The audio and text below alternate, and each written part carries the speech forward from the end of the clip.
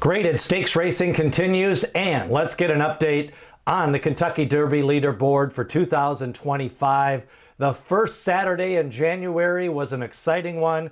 We had a couple of Road to the Kentucky Derby preps in the Smarty Jones and the Jerome Stakes. We also had a maiden winner at Santa Anita and two exciting stakes races. One of them at Gulfstream Park, the Mucho Macho Man, and the San Vincente Stakes. Let's recap the winners, take a look at the race replays. We are on the Derby prep season, still 10 points to the winners. We start off at Santa Anita, the great race place.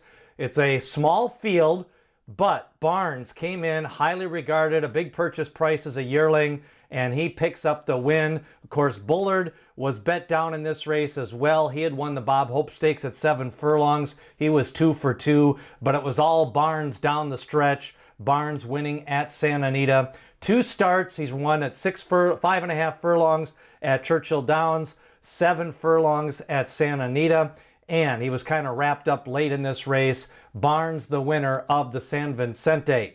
Now let's go to Gulfstream Park.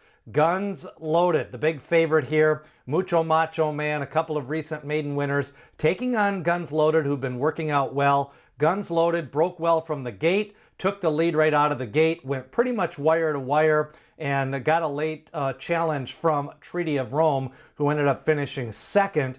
But Guns Loaded picked up that win, wire to wire. A key preps in this race was he was inside speed. He was at the rail, was kind of sent from the gate, opened up about a 3-length lead in mid-stretch, won by about a half length for Guns Loaded.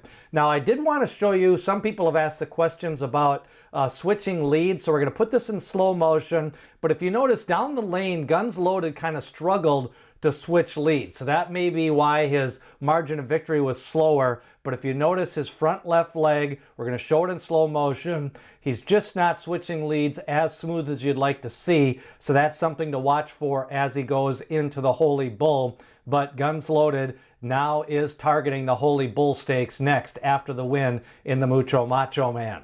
Now we go to an official Road to the Kentucky Derby prep points race. We go to Aqueduct, the Big A, and at Cyclone State, the favorite and one of the top 2 choices in the race. Now, Cyclone State, again, you'll see a familiar theme on today's races. A lot of speed doing well. Cyclone State pretty much wire to wire. Clear and trying to run away with the Jerome right now. At Aqueduct is deep in the wintertime. Hard to ship in and win. We had a couple of horses try to do that. This was a small field. And traditionally, the Jerome Stakes has not been a Kentucky Derby key prep race. Only 2 runners from the Jerome have run in the Kentucky Derby. We'll see what Cyclone State does. But again, we're not trying to pick the Kentucky Derby winner. We're trying to find these races, focus in on the 3-year-olds. He could go to the Saudi Derby like Bookham Dano last year. He could go to the UAE Derby. His speed will definitely be a benefit in those types of races. Now, I thought a good photo the New York Racing Association tweeted out. This one showing Cyclone State. Looks well muscled, kind of a smaller horse, Janet Garaguso, with the photo here of Cyclone State winning on the Kentucky Derby Trail. Cole Battle picked up the pieces at Oaklawn Park. He went wire to wire. Now, this was surprising. His 3rd straight stakes win led into the stretch. Cole Battle holding off the competition. You know, the big favorite in this race, Hot Property, did not fire. He had won a maiden race at the fairgrounds trained by Brad Cox, and it was a nice change of pace. Cole Battle came from behind in the Springboard Mile, went wire to wire in this race, and he's now a 3-time stakes winner. He's won 3 straight races. He won at Delta Downs, he won at Remington, and now he wins at Oaklawn Park. 3 straight stakes wins, purchased for $70,000. He's earned over $307,000 on the track for Cole Battle.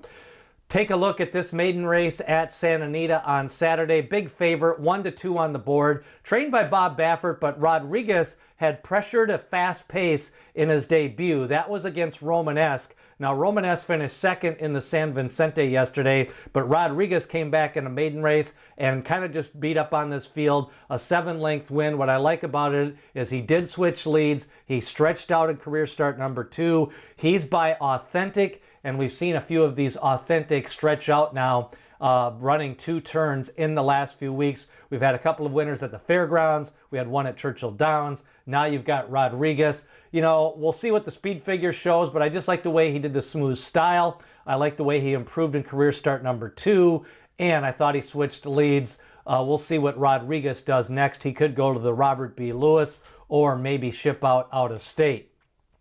We go to the turf, and the turf races, we're going to be taking a look at some of these winners because the American Turf Stakes on Kentucky Derby is now a grade 1. So a lot of these turf horses will be pointing for that grade 1. Super Times comes from off the pace, wearing the polka dots, gets up on the outside. He's the 10 horse, 9-1, a nice price for him, just like the way he strided out. Now that turf course at Gulfstream Park, a little bit run down. We'll see. They'll have to keep on moving the rails, but Super Times, a debut victory for trainer Mark Casse, and we'll see if he stays on the turf or if he goes to the dirt, but Super Times impressive in that victory at Gulfstream Park. Now, the Pasco Stakes is part of the Tampa Bay Series to the Kentucky Derby. It starts off next week, January the 11th. It is 7 furlongs on the dirt. One of the horses I'm going to be taking a look at is Donut God. Here he is, post-race of the inaugural. You get a good zoom-in view of him. He's now 2 for 2. He's ran fast twice. We'll see what he can do next week in the Pasco Stakes. But if he wins that one, that would make him 3 for 3. Could be pointing at races like at Tampa Bay, like the Sam F. Davis or the Tampa Bay Derby. I thought Donut God looked good in that inaugural stakes at Tampa Bay, and he has a trip over the track. Now, Santa Anita Park Racing Series continues on their road to the Kentucky Derby. Of course, Barnes, the winner of the San Vincente. We've still got Robert Lewis Stakes coming up on February 1, San Felipe, and the Santa Anita Derby. We'll see what transpires out west. And the points race is coming up. We've got the LeCompte race on January the 18th. Also the Silver Bullet Day for the Oaks horses. Then we go back to Oaklawn Park for the Southwest Stakes, the Holy Bull, Robert Lewis, and Wither Stakes, all on February 1st. We're less than a month away from one of the first separation Saturdays on the Kentucky Derby Trail 2025. Don't forget, free racing picks coming up for LeCompte Day, January 18th. All of the races, 3 picks for each race. It's free. Sign up below in the description. And a continuing conversation on the 3-year-olds. 3,000 words this first week, and it comes out Monday, January 6th. Every Monday through the Belmont Stakes. Sign up. It's free. Look for it in the description below. That is a separate list than the racing picks list. So if you want both, you got to sign up for both. And remember, like, share, comment, and subscribe. What did you think of the Saturday of action, the first Saturday in January? We had Barnes. We also had Cyclone State, Cole Battle winning. Leave a comment who you thought was the most impressive as we continue along. Remember, they're all on the Derby Trail, like Dale Roman says, until they're not. And D. Wayne Lucas always says, people have opinions, horses have the facts.